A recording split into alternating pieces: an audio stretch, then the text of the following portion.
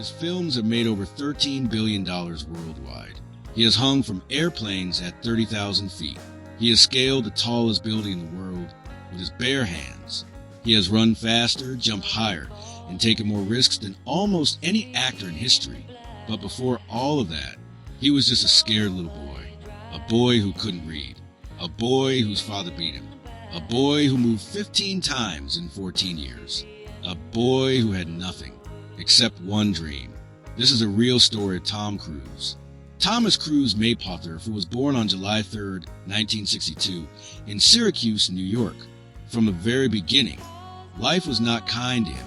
His father, Thomas Maypother III, was a man Tom would later describe as a merchant of chaos, a bully, a coward, a man who would beat his children when things went wrong. In Tom's own words, he was the kind of person where if something goes wrong, they kick you. He would lull you and make you feel safe, and then bang. Tom never felt safe at home, and school was no better. At just 7 years old, Tom Cruise was diagnosed with dyslexia.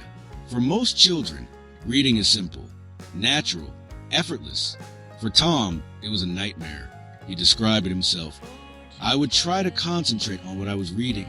Then I would get to the end of the page and have very little memory of anything I had read.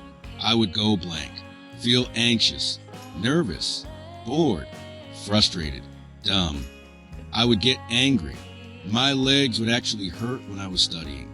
My head ached. All through school and well into my career, I felt like I had a secret. That secret was shame. The shame of a boy who wanted to succeed, but whose own brain felt like his enemy. And while he was fighting this battle inside his head, his family kept moving. 15 schools, 14 years, always a new kid, always starting over, always the boy the other kids made fun of. The family had very little money. Sometimes there was not enough food. Sometimes there were no Christmas presents.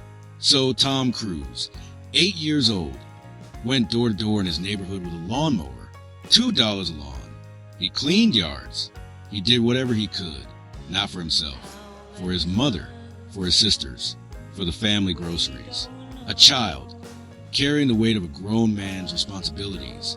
He later said that those years of hardship taught him one thing above all else: never stop, never give up, do whatever it takes. At 14 years old, something unexpected happened. A teacher saw something in Tom that Tom himself had never seen. She encouraged him to audition for his high school production of Guys and Dolls.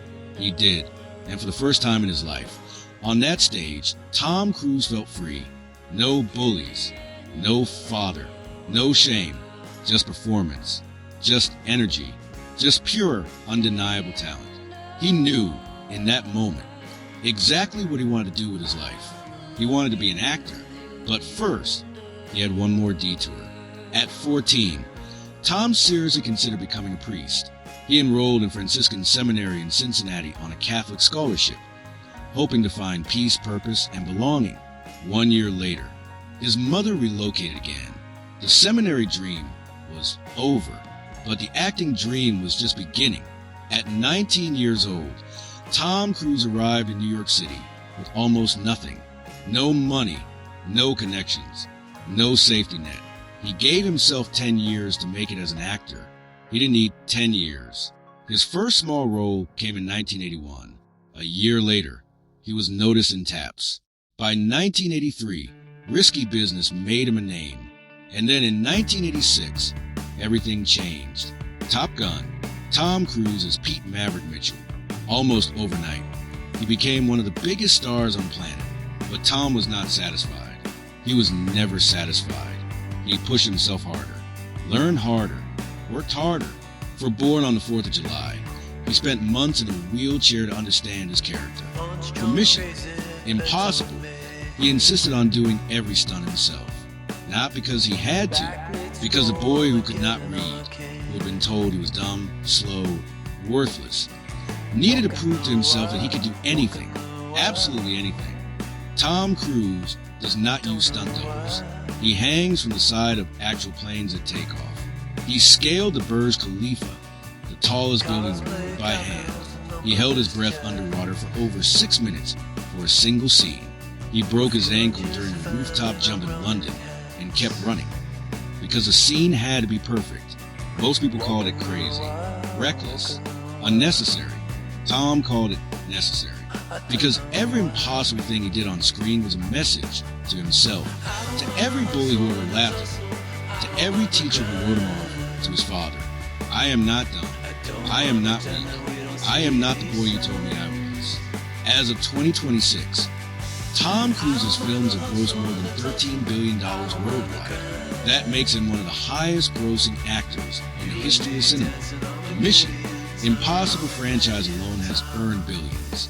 Top Gun, Maverick became one of the highest grossing films of all time.